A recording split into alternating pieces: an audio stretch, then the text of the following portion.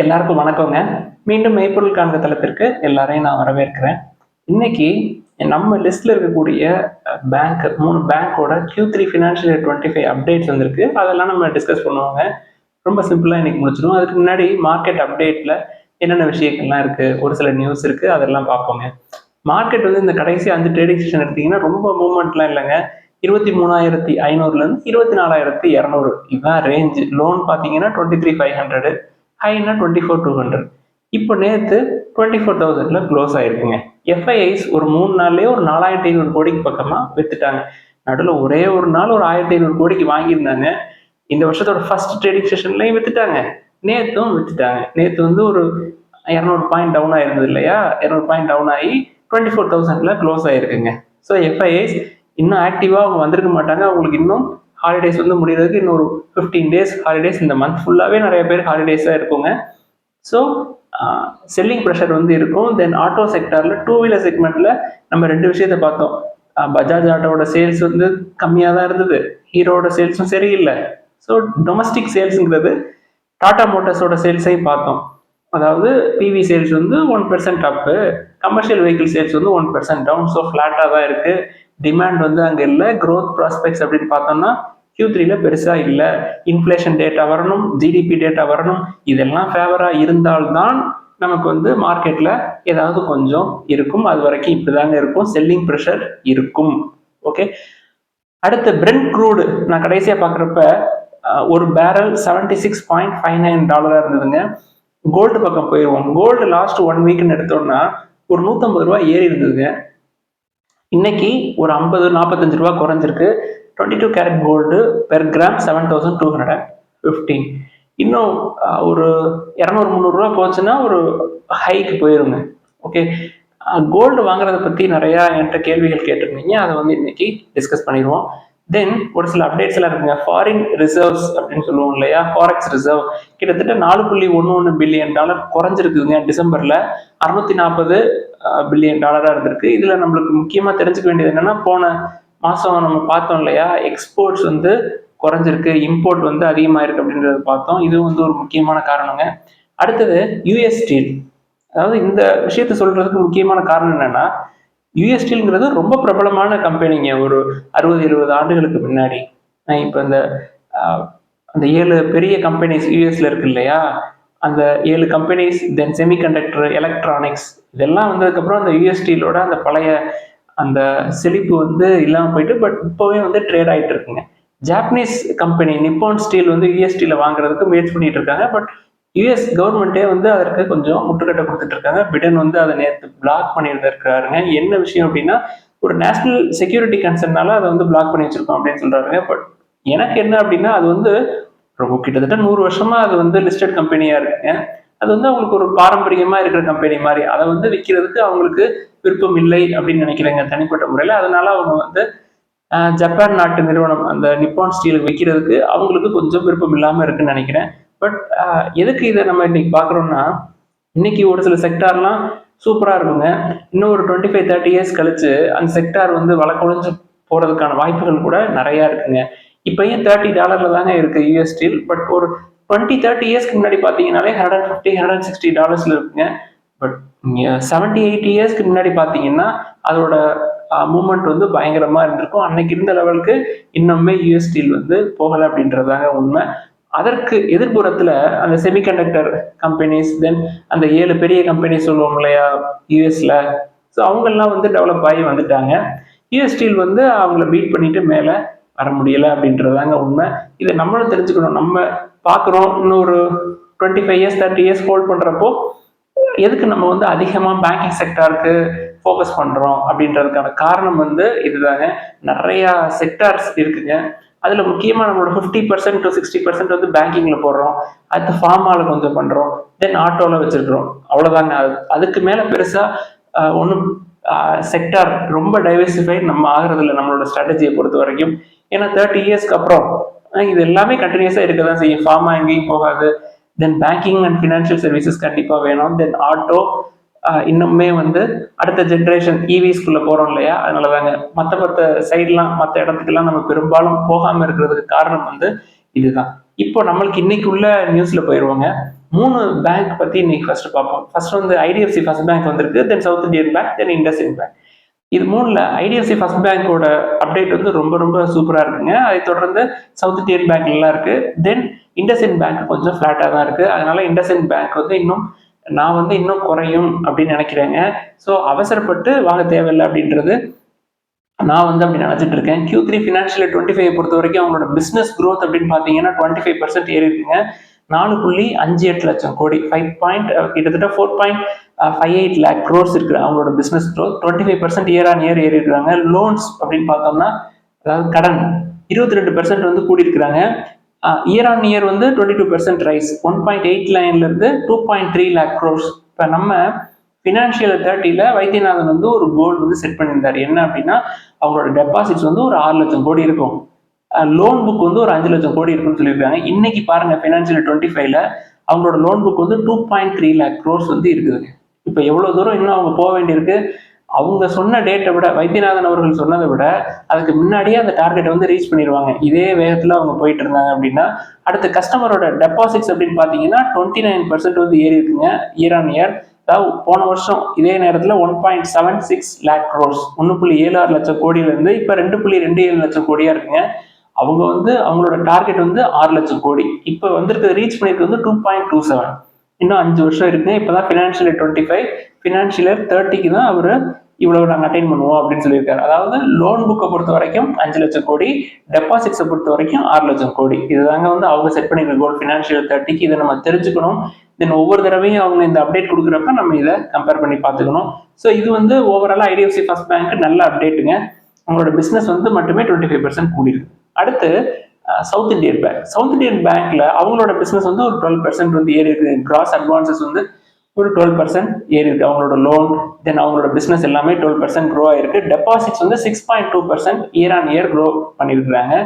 So south Indian பேங்க்கும் நல்ல percentage தான் இருக்கு. காசா ரேஷியோ அப்படின்னு பார்த்தீங்கன்னா கொஞ்சம் குறைஞ்சிருக்கு, 31.1% இருக்கு இயர் ஆன் இயர். போன வருஷம் இதே நேரத்தில் 31.8 இருந்திருக்குங்க, ஒரு 0.7 குறைஞ்சிருக்குது. ப்ரோக்கரேஜ் கம்பெனிஸ் வந்து இதை அக்யூமுலேட் பண்ணுங்க அப்படின்னு சொல்லி ஒரு சில ரேட்டிங்ஸ் எல்லாம் கொடுத்துருக்குறாங்க. அதை நீங்க பார்த்துக்கோங்க. நம்ம இது ரெண்டுல இருந்து தெரிஞ்சுக்க வேண்டியது என்ன அப்படின்னா, ஐடிஎஃப்சி ஃபர்ஸ்ட் பேங்கோட பர்சன்டேஜ் ஆஃப் குரோத்துக்கும் எஸ்ஐபியோட பர்சன்டேஜ் ஆஃப் குரோத்துக்கும் உள்ள வேரியேஷன் வந்து தெரிஞ்சுக்கணுங்க. அவ்வளோ ஐடிஎஃப்சி ஃபர்ஸ்ட் பேங்க் எவ்வளோ அக்ரெசிவா மேலே போயிட்டு இருக்காங்க அப்படின்னு சொல்லிட்டு இது மாதிரி 2 மடங்கு இருக்கிறாங்க. அவங்களோட பிசினஸ் growth 25% ஐடிஎஃப்சிக்கு, சவுத் இந்தியன் பேங்க் 12%. இவங்களோட கான்சென்ட்ரேட்டட் ஏரியா வந்து வேற, அவங்களோட கான்சென்ட்ரேட்டட் ஏரியா வந்து வேற. ரெண்டுமே வேற வேற பிசினஸ் ஒன்னா இருந்தாலும் அவங்க வந்து அப்ரோச் பண்ற பீப்புள், தென் வால்யூம், இதெல்லாம் வந்து ஐடிஎஃப்சி ஃபர்ஸ்ட் பேங்க் அதிகமா இருக்குங்க. அதனாலதான் அதிகமா இருக்குது. அடுத்து இண்டஸ்இண்ட் பேங்க்னு பார்த்தோம்னா கிரெடிட் growth வந்து 12% இயர் ஆன் இயர்.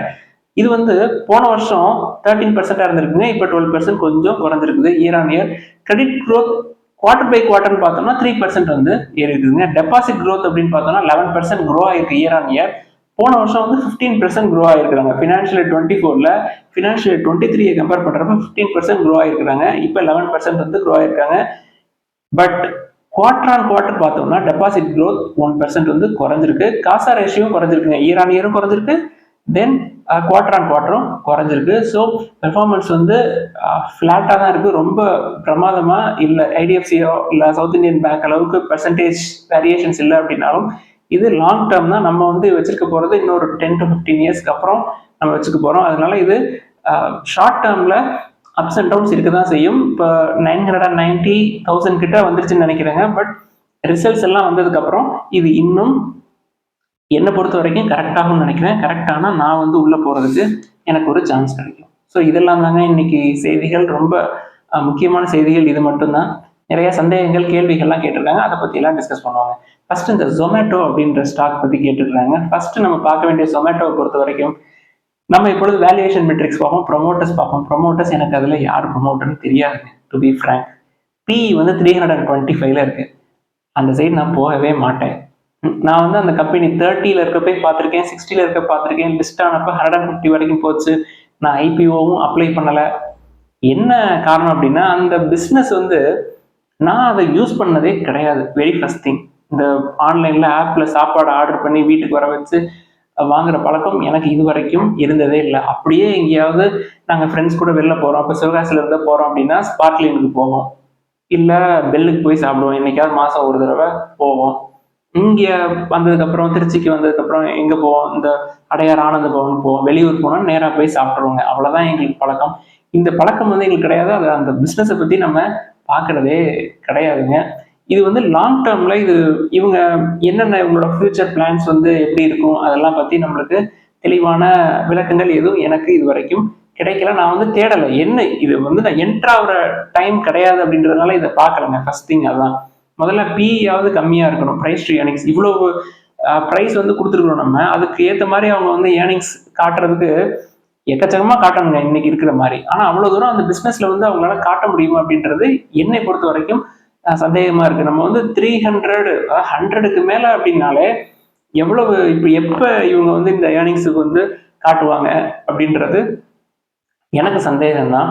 ரொம்ப ரொம்ப ஓவர் வேல்யூட் ஸ்டாக். அதனால நம்ம அந்த பிஸ்னஸும் நம்மளுக்கு சரி வராது, பியும் எனக்கு சரி வராதுங்க. அதனால அதை நான் கன்சிடர் பண்ணுறதே கிடையாது. அடுத்து பிஜி இன்விட் பற்றி கேட்டிருந்தாங்க. பிஜி இன்விட் எப்பொழுதுமே நம்மளுக்கு ஃபேவரட்டான ஸ்டாக் தான். உங்களுக்கு 3 மாதத்துக்கு ஒரு தடவை 3 ரூபாய் வந்துகிட்டே இருக்கும். கொஞ்சம் டிடிஎஸ் எடுத்துக்குவாங்க. அசட்ஸ் வந்து பவர் கிரிட் இருந்து ஒரு 24% வந்து இவங்க வாங்க போறாங்க அப்படின்ற மாதிரி செய்தி வந்தது இல்லையா? அப்படி வாங்கினாங்க அப்படின்னா இவங்களோட வேல்யூவேஷன்ஸ் கூடுமா அப்படின்னு சொல்லி கேட்டிருந்தேன். கண்டிப்பா அசட்ஸ் வந்து ஆட் ஆகிறப்ப அவங்களோட வேல்யூவேஷன்ஸ் கூட தாங்க செய்யும். அதுல எந்த சந்தேகமே கிடையாது. அவங்க கொஞ்சம் மெதுவாக தான் இருக்கும். கவர்மெண்ட்டை பொறுத்த வரைக்கும் அவங்க through proper channel step by step அவங்க பண்ணுறதுக்கு it would take some time. பொறுமையாக தாங்க இருக்கணும். ஸ்டாக் மார்க்கெட்டில் ரொம்ப முக்கியமான விஷயம் பொறுமை தான். பொறுமை இல்லைன்னா ஸ்டாக் மார்க்கெட்டில் இன்வெஸ்ட் பண்ணுறதுக்கு சரி வராது அப்படின்றது என்னுடைய கருத்து. இன்னும் நம்மளுக்கு இதில் நல்ல வேல்யூவேஷன்ஸ் இருக்குதுங்க. டெட் டு ஈக்விட்டி பார்த்தீங்கன்னா 0.07 தான். ஸோ இது வந்து நம்மளுக்கு எப்பொழுதுமே நல்ல ரிட்டர்ன்ஸ். இன்னைக்கு போன வருஷம் வந்து நிஃப்டி 50 வந்து 8% தான் ரிட்டர்ன் கொடுத்துருக்கு. நம்ம பிஜி இன்விட் வந்து ஒரு 12 to 13% ரிட்டர்ன் கொடுத்துருக்குங்க. நிஃப்டி 50 கொடுக்காத பிஜி இன்விட் கொடுத்துருக்கு அப்படின்றது நல்ல முதலீடு தானே. இதுல என்ன இருக்கு, இதுல என்ன ரிஸ்க் இருக்கு அப்படின்றது தெரியலங்க. எல்லா இன்விட்ஸ் எல்லா அசட்ஸ்லையும் டிப்ரிசியேஷன் வந்து இருக்கதான் செய்யும். பட் இந்த பிஜி இன்விட்டை பிடிச்சி டிப்ரிஷியேட் ஆகுது, புக் வேல்யூ குறையுது அப்படின்னு சொல்லிட்டு அதை போய் நோண்டிக்கிட்டு இருக்கிறதுக்கு என்னை பொறுத்த வரைக்கும் அது வந்து ஒரு நல்ல விஷயம் அப்படின்னு எனக்கு தெரியலங்க. எல்லா இடத்துலையுமே ரிஸ்க் இருக்கும். எல்லா அசட்ஸுமே வந்து டிப்ரிஷியேட் ஆகிற அசட்ஸ் வந்து கண்டிப்பாக இருக்கும் அப்படின்றது என்னுடைய கருத்து. 2024 பொறுத்த வரைக்கும் கோல்டுக்கு அப்புறம் ஒரு நல்ல ரிட்டர்ன்ஸ் அப்படின்னா பிஜி இன்விட் தாங்க. கோல்டை வந்து நிஃப்டியையும் பீட் பண்ணிடுச்சு, பிஜி இன்விட்டையும் பீட் பண்ணிடுச்சு. பட் பிஜி இன்விட்டால நிஃப்டி 50 பிஜி இன்விட்டை பீட் பண்ண முடியலை. 8% தான். நம்ம ஸ்டாக் வந்து 13% பக்கமாக வந்திருக்கும். எல்லாரும் கிடைச்சிருக்கும். அட்லீஸ்ட் 12% கிடைச்சிருக்கும். ஒஸ்ட் கேஸ் 10% கிடைச்சிருக்கும். அடுத்து ஹெல்த் கேர் பற்றி கேட்டிருக்காங்க. ஏன் வந்து ஹெல்த் கேர் சைடு நீங்கள் கன்சிடர் பண்ணுறதில்ல அப்படின்னு சொல்லிட்டு. நம்ம ஃபார்மா கம்பெனி எடுத்து வச்சுருக்கோங்க. நம்ம ஸ்ட்ராட்டஜி என்னங்க, ருப்பி வந்து டிப்ரிஷியேட் ஆகுது. ஃபார்மாவில் நம்மளுக்கு வேல்யூவேஷன்ஸ்லாம் இருக்கிற ஒரு 3 இதை எடுத்து வச்சுருக்கிறோம். அதில் ரொம்ப கம்மியான வேல்யூவேஷன்ஸில் இருக்கிற நாட்கோ ஃபார்மா இருக்குது. 12, 13 தான் பிஇ இருக்குது. டாக்டர் ரெட்டி 18, 19, 20 1920 தான் இருக்குது. ஜைடஸ் 21 இருக்குது. ஸோ ஜைடஸை மட்டும் கொஞ்சம் இது இப்போ நாட்கோ வந்து நம்ம 5 கன்சிடர் பண்ணுறோம் அப்படின்னா சைடஸ் வந்து 1 கன்சிடர் பண்ணலாம் அப்படின்னு சொல்லியிருந்தோம். அது வந்து பிஇ இன்னும் கொஞ்சம் குறைஞ்சா இன்னும் கொஞ்சம் நம்ம கொஞ்சம் அதிகப்படுத்தலாம் அப்படின்னு சொல்லியிருந்தாங்களே. கேஎம்சி பற்றி என்னை கேட்டிருந்தாங்க. அந்த சைடு 40s முன்னாடி நான் வச்சுருந்தேங்க. ரைட், இப்போ அந்த சைட்லாம் நான் போகிறதே இல்லை. அது நம்மளுக்கு தேவையும் கிடையாது. என்னை பொறுத்த வரைக்கும் ஃபார்மாவில் நம்மளுக்கு நல்ல ஒரு 3 ஆப்பர்ச்சுனிட்டி இருக்குது. ஒன்று வந்து சூப்பராக இருக்குது, போதும் அதுவே. கல்ஃப் ஆயில் பற்றி நான் அன்னைக்கே சொல்லியிருந்தேங்க அந்த வீடியோவில். இருந்தாலும் மறுபடியும் கேட்டிருக்காங்க. நம்ம சொன்னோம் இல்லையா, அந்த ஃபாசில் ஃபியூல்ஸ் சைடு யார் யாரெல்லாம் ஒர்க் பண்ணுறாங்களோ அவங்க யாராக இருந்தாலும் சரிங்க, கவர்மெண்ட்டோ ப்ரைவேட்டோ ஹிந்துஜாவோ டாட்டாவோ யாராக இருந்தாலும் நான் வந்து அந்த சைடு போகிறதில்லை. மறுபடியும் சொல்கிறேன், இன்னொரு 20 இயர்ஸ்க்கு அப்புறம் அந்த செக்டர்லாம் எப்படி பெர்ஃபார்ம் பண்ணும் அப்படின்னு என்னால் ஸ்பெக்குலேட் பண்ண முடியல, கணிக்க முடியல. இப்போ பேங்கிங்னா எப்படி வந்து எமர்ஜ் ஆகி வரும் அப்படின்னு தெரியுதுங்க. டிஜிட்டலில் அவங்க லோன் கொடுப்பாங்க, இன்ட்ரெஸ்ட் ரேட்ஸ் வந்து வேரி ஆகும், கோல்டு லோன் கொடுப்பாங்க, இப்படியெல்லாம் பேங்கிங்கில் இந்த வேலையெல்லாம் நடக்கும் அப்படின்னு தெரியுங்க. பட் இந்தியாவை பொறுத்த வரைக்கும் coal usage, then oil exploration companies அவங்கெல்லாம் வந்து எப்படி அவங்க டிரான்ஸ்ஃபார்ம் பண்ண போகிறாங்க அவங்கள அப்படின்றது எனக்கு தெளிவாக புரியலை. அதனால கல்ஃப் ஆயிலாக இருந்தாலும் சரி, ஓஎன்ஜிசியாக இருந்தாலும் சரி, ஹெச்பியாக இருந்தாலும் சரி, பிபிசிஎலாக இருந்தாலும் சரி, கோல் இண்டியாவாக இருந்தாலும் சரி, எல்லாத்துக்குமே இதாங்க ரீசன். ஒரு ரெனியூபிள் எனர்ஜி ரினியூபிள் செக்டாருக்குள்ளே போகிறது வந்து ஒரு புத்திசாலித்தனம் அப்படின்னு நான் நினைக்கிறேன். அந்த செக்டாருக்குள்ளே போக வேண்டிய தேவை இல்லை அப்படின்றது என்னுடைய கருத்து. ஃபார்மா பீஸ் ஐடி பீஸ் பத்தி கேட்குறாங்க. ஃபார்மா பீஸ் எடுத்துக்கிட்டீங்கன்னா அதுல ஒரு 10 கம்பெனி இருக்குங்க. அதுல நம்ம எப்பொழுதுமே பேசுற கம்பெனி டாக்டர் ரெட்டி ஒன்று இருக்கும், நம்ம லிஸ்ட்ல இருக்கிற கம்பெனி டாக்டர் ரெட்டி இருக்கும், நம்ம அடிக்கடி பேசுற பயாகான், இது ரெண்டும் இருக்குங்க. அதுல 30 கீழே பிஇ இருக்கிற கம்பெனி வந்து இது ரெண்டு தான் நினைக்கிறேன். அது மற்ற இதை வந்து எனக்கு அதுல ஈடுபாடு இல்லை. இந்த ரெண்டு தான் வந்து ரொம்ப இன்ட்ரெஸ்டா பார்ப்பேன். அதுவும் டாக்டர் ரெட்டி பிஇ கம்மியா இருக்கு, பயோகான் ரொம்ப ரொம்ப ஆர்வமா நான் ஒவ்வொரு தடவையும் பார்க்கக்கூடிய வழக்கம் இருக்கு. அதுல கடன் தாங்க எனக்கு கொஞ்சம் கொஞ்சம் கடினமான விஷயம். கொஞ்சம் அதிகமான கடன் இருக்கு. இருந்தாலும் முற்காலங்களில் தெரியாம வாங்கிட்டேன். அது இன்னும் இருக்கு, கொஞ்சம் மட்டும் இருக்கு. நிறைய பகுதிகளை வித்துட்டு கொஞ்சம் மட்டும் இருக்கு. ஸோ இதுக்கு தனியா போய் நான் ஃபார்மா பீஸ்ன்னு போறதுக்கு இது வந்து நேரம் இல்லைங்க. ஒரு 3 வருஷத்துக்கு முன்னாடி ஃபார்மா பீஸ் ஐடி பீஸ் ரெண்டுமே கம்மியா இருந்தது. அன்னைக்கு நம்ம வாங்கிட்டோம் அப்படின்னா ஓகே. பட் இன்னைக்கு வந்து வேல்யூவேஷன்ஸ் பார்த்து அதுல எது நம்ம கரெக்டா இருக்கு அப்படின்னு பார்த்து வாங்குறது தாங்க எனக்கு நல்லது அப்படின்னு படுது. இந்த நேரத்துல போய் மற்ற எல்லாமே வேல்யூவேஷன்ஸ் அதிகமா இருக்கப்ப இதுல போட்டு அது கரெக்ட் ஆகிறதுக்கு சான்சஸ் வர்றப்ப நம்மளுக்கு வேல்யூ வந்து டிப்ரிஷியேட் ஆகிறதுக்கு சான்சஸ் இருக்கும். ஒரு 15-20 வருஷம் வச்சுக்கிறீங்கன்னா ஓகே குட். பட் இதெல்லாம் தெரிஞ்சுக்கணும் தாங்க நம்ம வந்து இந்த வேல்யூவேஷன்ஸ் பத்தி திருப்பி திருப்பி சொல்றோம், ப்ரொமோட்டர் பத்தி பாருங்கன்னு சொல்றோம். மறுபடியும் இந்த IT piece, pharma piece, active ஃபண்ட்ஸ்குள்ள போகணும் அப்படின்றதுக்காக நம்ம இதை சொல்லலை. ஸோ ஐடிலையும் அதே மாதிரி தாங்க. ஐடி எடுத்துக்கோங்க, அந்த டாப் 4 கம்பெனிஸ், அது போக என்னென்ன இருக்கும், persistent, Coforge, Mphasis, L&T Mindtree, இவங்க எல்லாம் இருக்கிறாங்க. இது எல்லாமே வேல்யூவேஷன்ஸ் எப்படி இருக்குன்னு பார்த்தோம். அதுல நம்மளுக்கு இப்ப உள்ள போற மாதிரி ஒரு சூழல் இருக்கிறது விப்ரோல மட்டும்தான் இருக்கு. 26, மிச்சம் எல்லாமே 30, 50, 60, 70 தான் இருக்கு. ஸோ விப்ரோ வந்து ஏதாவது கொஞ்சம் குறைஞ்சது, இப்போ 300ல இருக்குன்னு நினைக்கிறேன், ஒரு 250, ஒரு 220ன்னு வந்தா நம்ம வந்து அதை தனிப்பட்ட முறையில பார்க்கலாம். அதெல்லாம் பார்க்க தெரியும். நானும் வந்து உங்களுக்கு தொடர்ந்து இந்த வேல்யூவேஷன்ஸ்லாம் சொல்லிக்கிட்டே இருக்கேன். என்னைக்கு வருதோ அன்னைக்கும் நான் மறுபடியும் ஞாபகப்படுத்துவேன். அப்படி இருக்கிறப்போ ஹோலிஸ்டிக்கா அந்த இடிஎஃப்குள்ள போய் ஃபார்மா இடிஎஃப்குள்ள போயிட்டோ இல்லை ஐடி இடிஎஃப்குள்ள போறது வந்து இது சரியான நேரம் இல்லை என்னை பொறுத்த வரைக்கும். அடுத்து கோல்டு இடிஎஃப். இதை வந்து கோல்டு வந்து என்னால் பெரிய லெவலில் வாங்க முடியாது. நான் வந்து ஒரு நாளைக்கு எனக்கு சம்பளம் வந்து 200 ரூபாய் இல்லை 500 ரூபாய், எனக்கு வந்து கோல்டு வாங்கணும்னு இன்ட்ரெஸ்ட் இருக்கு அப்படின்றவங்க இந்த கோல்டு இடிஎஃப் கன்சிடர் பண்ணலாங்க. டாடா கோல்டு இடிஎஃப் எடுத்துக்கிட்டோம்னா எக்ஸ்பென்ஸ் ரேஷியோ கம்மி. ஒரு யூனிட் வந்து 7 ரூபாய் 64 காசுல இருக்குங்க. நான் கடைசியா பார்த்தப்ப நேற்று பார்த்தேன், 64 காசு, 7.64 இருக்கு. 7.85ங்கிறது பீக்ங்க. கோல்டு ரேட்டோட பீக்கு. மில்லிகிராம்ஸ்ல நீங்க வாங்குறதுக்கு டாடா கோல்டு இடிஎஃப் ரொம்ப கம்மியா, இப்போ மாசம் வந்து ஒரு 500 ரூபாய்க்கு இல்லை ஒரு 250 ரூபாய்க்கு நான் வந்து கோல்டு வாங்கணும்னு ஆசைப்படுறேன் அப்படின்றவங்க இந்த விஷயத்த வந்து கன்சிடர் பண்ணலாம். ரொம்ப கம்மியான எக்ஸ்பென்ஸ் ரேஷியோ இருக்கு. ஸோ கோல்டு வந்து இன்னும் இந்த வருஷம் ஃபுல்லாக கொஞ்சம் ஃப்ளாட்டாக இருக்கிற மாதிரி தெரியுதுங்க. பட் நம்ம என்ன நினைக்கிறோமோ மார்க்கெட்டை பொறுத்த வரைக்கும் நம்ம நினைக்கிறது பெரும்பாலும் நடக்கவே நடக்காது. ஷார்ட் டேர்மில் நம்ம ஒன்று ப்ரிடிக்ட் பண்ணோம், நாளைக்கு இப்படி இருக்கும் அப்படி இருக்கும்னு சொன்னோம்னா கண்டிப்பாக நடக்காது. ஸோ இந்த விஷயம்லாம் தான் இன்னைக்கு வந்து டிஸ்கஸ் பண்ணணும்னு நினச்சோம். உங்களுக்கு ஏதாவது சந்தேகங்கள், கேள்விகள் இருந்தால் கீழே எழுதுங்க. எல்லாத்தையும் நம்ம டிஸ்கஸ் பண்ணுவோம். எல்லாருக்கும் நன்றி.